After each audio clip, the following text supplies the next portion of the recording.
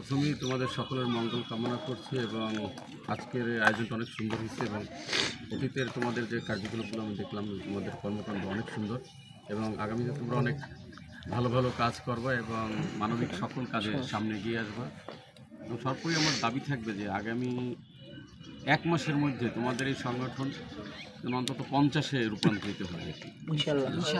এখন আসছে কত 11, সবাই আস্তে আস্তে করে যেন 50-এ রূপান্তরিত হয় এবং খেয়াল রাখবা মাদকাসক্ত লোকজনের মধ্যে না ঢুকে পড়ে এবং যারা সমাজের বাজে কাজবাজের সাথে জড়িত এরাও যেন এই সংগঠনে না আসে এবং চেষ্টা করবা যারা ছোটো ছোটো ছেলেরা না বুঝে যারা মাদকাসক্ত হয়েছে দেখা গেছে সিগারেট খায় তাদেরকে একটু ফেরানোর চেষ্টা করবা যে এই পথ দিয়ে ফেরানো যায় কিনা এবং এরকমই হয় সঙ্গ যদি ভালো হয় তাইলে দেখা যায় মানুষের পরিবর্তন চলে আসে।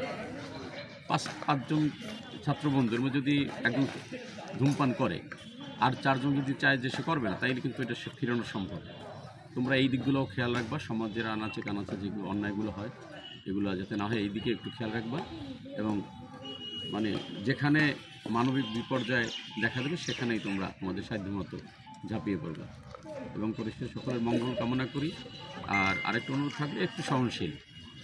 দেখা গেছে সামাজিক কাজ করতে গেলে অনেক বাধা বিপত্তি আসে, অনেকে অনেক মন্তব্য করে কথা বলে, অনেকে দুর্নাম করবে যে এই পিছনের কি স্বার্থ আছে, এগুলো মাথায় নেবা না।